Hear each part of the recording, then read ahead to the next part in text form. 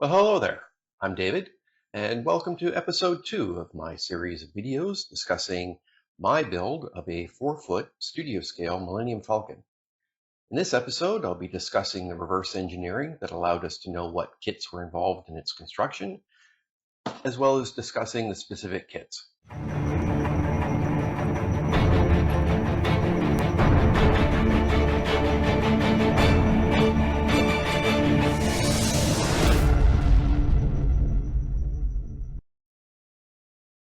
Contemporary films and TV of the 1960s and 70s, such as Flash Gordon, 2001: A Space Odyssey, and Star Trek, usually depicted their spacecraft as mostly pristine with smooth, clean surfaces. When George Lucas described his visual aesthetic for Star Wars to his special effects team, he described it as used, a universe in which the machines were heavily worn, dirty, and often modified.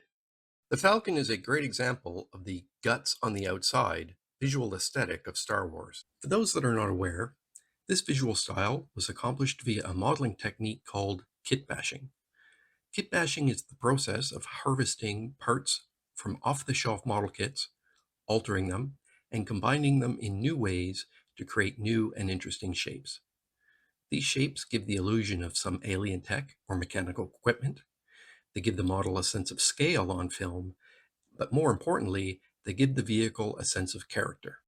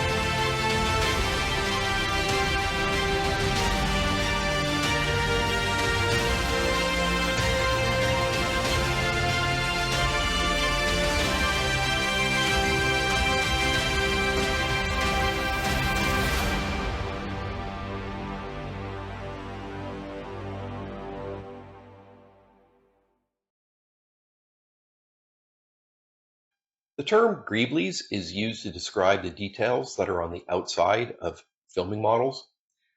I've also heard the term nirnies, but I do believe that is the description for CGI models. For this series of videos, I'll be sticking to the term greeblies.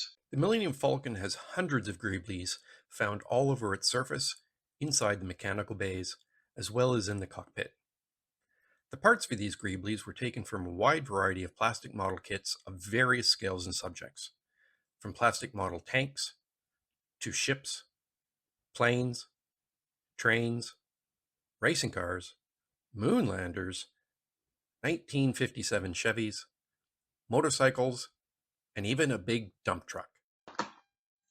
The parts for these Greeblies were taken from a wide variety of commercial plastic model kits of various scales and subjects. Outside of a few photos, there's little to no documentation describing what parts came from what kits back in 1976. Parts were chosen basically at random by whatever was going through the mind of the model builder at the time. Nothing was written down, no lists were made. It is very likely that the studio scale hobbyists know far more about what kits were used than the original builders back in the 70s. In my opinion, this should be considered a form of archaeology. Sure, it's pop culture from not even 50 years ago, but it is groups of dedicated people spending hours of time sifting through piles of plastic, looking for that one part that's the size of your baby fingernail.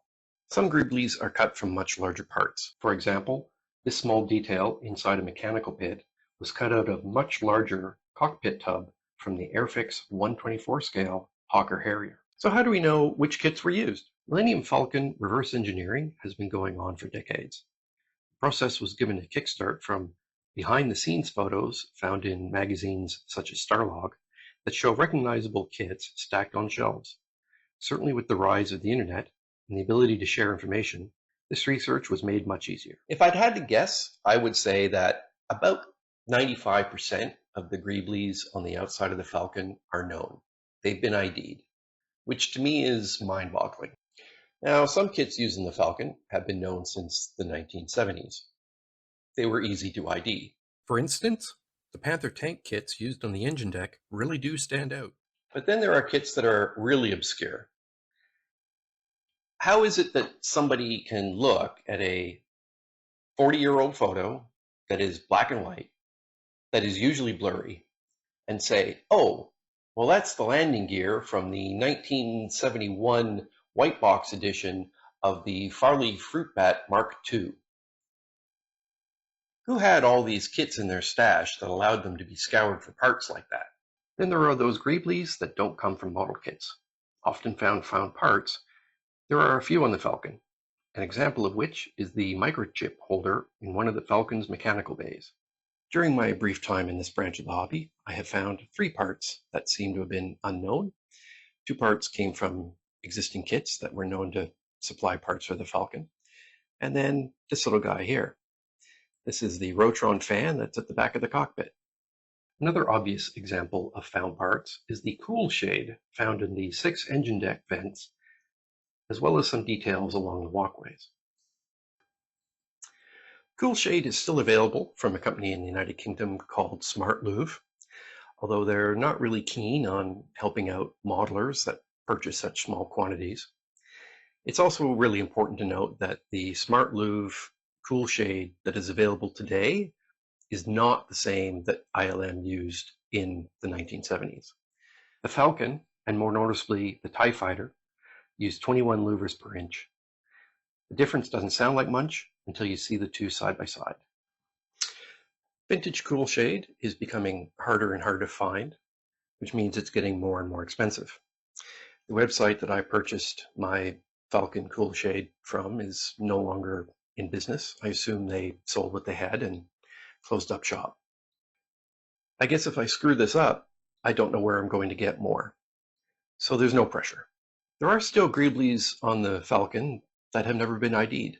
As far as I know, they still remain a mystery. Items such as this little guy, and I have personally spent months looking at gears, heat sinks, and plastic turbines, sifting through all of my kits with no luck. If someone does know what it is, well, they're not saying. While certainly not the correct part, the closest I have found is this gear from a 1970s era Futaba radio-controlled servo used on sailing boats. It has the correct number of teeth, the correct outside diameter, but it is too tall and doesn't have the correctly crowned face. So the search continues. So where does everybody go to find this information? to learn about what kits went where? Well, as I mentioned in my previous video, there are a few websites that provide really good information. The Replica Prop Forum is probably the best site for studio scale modelers and replica builders in general. The site has been around a long time, which is both a blessing and a curse. Many threads are well over 100 pages, meaning there's a lot of stuff to sift through. The site is financed by advertisements or a $36 a year subscription. Personally, I find the subscription well worth it. Sci-fi-kitbash.com is the go-to source for kit scans and part mapping information. This is John Kaufman's site, and I think he pays for it out of pocket, but I'm not sure.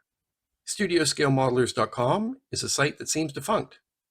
Most of the useful sections, such as the photo reference section, are blocked unless you have an account. Sadly, the site hasn't allowed new accounts in at least 2 years and probably longer. StarshipModeler.com was a site I used to frequent quite a lot, but the posts and build logs are automatically deleted after a set period of time, which means useful information is lost on a very regular basis. Over the years, many good photo references have been lost, websites deleted because of reasons. So if you ever do find a good collection, or you do find that image that you've never seen before, download it while you can, because it's unlikely to stick around forever. In terms of physical books, the Star Wars Chronicles, episodes 4, 5, 6, and Vehicles, is pretty much the de facto standard. As far as I know, it was only ever published in Japan, and a physical copy can push upwards of $2,600 Canadian. I do not know why it was only released in Japan, or why it has never been reprinted, but if you can find one, grab it. By now you've noticed all these kits around me. Well, this is not even close to the complete collection of kits that's required to harvest the greeblies for building the Falcon. It is possible to 3D print a wonderful studio scale model for just the price of materials. Then there are those of us that use the same commercial kits that ILM used. As I previously stated, nothing visible on the outside of my build will be 3D printed. So I'll need to use all the same commercial kits that ILM used back in the 70s. But doing it this way is not cheap. It's very easy to spend 5 figures on a studio scale replica of the Millennium Falcon. Many kits are still manufactured and are reasonably easy to get, but if you have the option, get a vintage version of the kit. Model kit tooling does break down over time and can lead to messes like this. Some kits are reissued under different brand names. For example, the Aurora Sherman tank kit that's on the upper walkway of the Millennium Falcon was reissued by Atlantis a couple of years ago. This kit is much easier to get. Many kits were produced in massive quantities, making them really easy to get and are reasonably inexpensive. Sometimes you do get lucky though, and you can find a really inexpensive kit. This one cost me $5 from a local yard sale up the street. This is the least expensive of, well, anything that I've purchased for my build of the Falcon. On the other hand, some kits are really expensive. This one cost me approximately 5 times as much as that Beaufighter I just showed you. And if you're going to build the Falcon without casting parts, you'll need 11 of these. Speaking of expensive, the most expensive kit that I have stumbled upon was about 3,500 Canadian dollars, plus shipping, of course. That was the Bandai 124 M60. I chose not to pull the trigger on that one. Instead, I'm using casting of 3 of the 4 parts that I need. As I just mentioned, there are duplicated parts all over the Falcon. Many are cast. My decision of whether or not to cast a part or use the kit part really boils down to how visible will it be on the outside when the model is finished. It's known that the Falcon used cast parts everywhere, so I don't feel bad about casting parts, but sometimes it is really good to use the plastic. Sometimes kits get reissued, but with subtle changes. These 2 kits look the same, but the earlier edition comes with parts that were not found in the later edition, so you have to be careful when you're buying your kits. I'm not sure why Tamiya would have changed the tooling rather than just edited the instructions, but here we are. Sometimes kits, like this Airfix Hurricane, provide a lot of greeblies. Hurricane parts are used all over the Falcon. Other times, kits like this one only provide one part. This one right here. Sometimes, entire areas of the Millennium Falcon were cast. These sections of the sidewalls are duplicated many times around the side of the hull, and it's known that ILM cast these parts. So I'll be doing the same thing. And I'll cover more about casting in another video. Trying to source some vintage kits in Canada can be very difficult. There are not a lot of suppliers of vintage kits in this country. And even doing things like attending Heritage Con in Hamilton, which is the largest model show in the country, the vendors there believe that vintage is a model car kit from 1997. So some of the really obscure kits are very difficult to find. I have found some retailers in the United States that have the kits that I need, but they won't ship internationally for reasons. So that really doesn't help either. Shipping can add many weeks to the build, but the costs can sometimes be twice as much as the kit itself, especially if going via the eBay Global Shipping Program.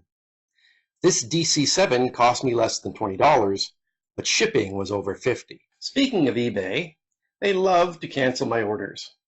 It took me 3 tries to get one of these guys. When I reached out to customer service, the answer I was given was, "It's not permitted to ship airplane parts internationally." Airplane parts. Anyway, it is what it is, and you just have to put up with it. So that is about it for episode 2, and I hope you found it entertaining and a little bit of information. The next video will cover this guy, the Bandai 172 scale, perfect grade Millennium Falcon, and how it can be useful and not so useful for the studio scale modeler. So thanks again for watching.